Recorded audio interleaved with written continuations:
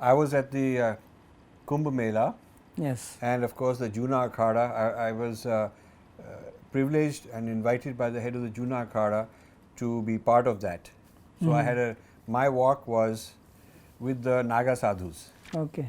And it's a very strange thing when you go, when you cross after marching along a long way, when you reach Harki Pauri, the famous bridge, and you cross over, that's where the bathing place is. I didn't know that only the Naga sadhus are supposed to turn left and take a bath, and the regular people have to turn right and take the bath. I turned left with the Nagas, So and I you're took in my trouble. bath with the Nagas. You're not in trouble. I was not in trouble. Actually, I had a very good time with the Nagas. Okay. So the Nagas not wearing clothes, of course, attracted a lot of attention, and people have translated Nagas as sort of naked sadhus. It's all over National Geographic and all that. So tell us how to properly interpret the Naga sadhus. Well, first of all, we should know that Nagas are not nudists. Right. Just like you have nudist colonies in the West and people are going nude. So it is not the same thing. This Naga being naked, not wearing cloth, it signifies, it has a significance.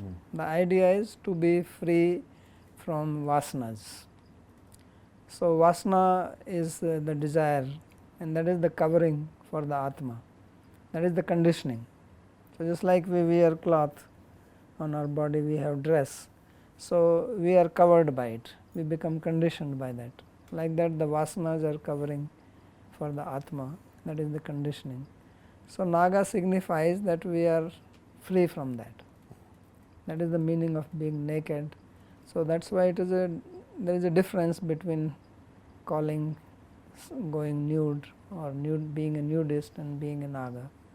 So it is a process of renouncing everything, including attachments to the body. right. So becoming, because ultimately we are not the body. So to have this remembrance that this body is only a covering for the Atma, and I don't want many more coverings on it. So this is a process, this is a path. It is for spiritual realization, it is not for enjoyment. What you have in the nudist colony is for material pleasure, for enjoying, ultimately enjoying the body. So that is not the purpose of the Nagas. There is a process for their, diksha. Since you said your Avdeshananda Swami, right? Yes. That is the head of Yeah, the Juna Akhada. he took me to that. Yeah. It was a very amazing thing. First, where his headquarters are, I stayed there as his guest. Then from there, the whole procession went to another place where all the Nagas were congregating for the thing to start, the big procession to start. And it's not one group of Nagas. There are many groups from different places. Each one leader would come at a time, and in a little hut where Avdeshanand Giri was sitting, and I was asked to sit on the floor next to him. So the person would come and they would exchange gifts and greetings with Avdeshanand Giri, and he would ask about their health and what's going on and all that, a little kind of a interaction, and then the person would leave and the next one would come. So this went on for quite a while. I would say there must have been 50 or more different Naga groups who came, and then we started the big procession. I got actually disoriented, is how I got mixed up in there. I was not supposed to be. So what happened is at the procession, the chariot where the head is going, which is Avdeshanand Giri, where he is going, in front are his close disciples. So I was there. Behind are the general public. They're not allowed to go in front. So in front are the guests. After them are sadhus wearing clothes. After those sadhus are Nagas without the clothes. Right. So I was walking around and it would turn left, the whole group would turn right, and it's a very exciting thing. You go barefoot and there's all kinds of things on the floor. You just go, don't worry about it. So I must have gotten a little fast. So I didn't know, whether I'm supposed to, whether I'm in the same profession or maybe I've joined some other profession. I lost my bearings. So I started going fast. And soon I realized I'm in the middle of Nagas. The Nagas. But they were nice to me. Okay. So I just went with them. Good. So I had a good Kumbh Mela experience. So the idea of not having clothes, I mean, they feel very dignified, they feel very strong. I felt that they were very confident, strong, they were into their own this was their experience that they were having, and there was nothing that they were ashamed of or anything. Yes. So this is how you become like detached to the body. Yes. That is the idea behind it.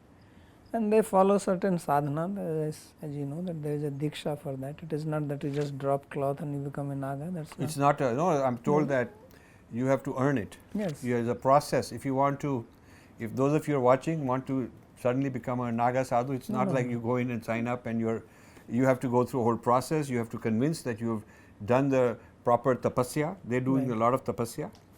Yeah, and then only you are admitted into the group.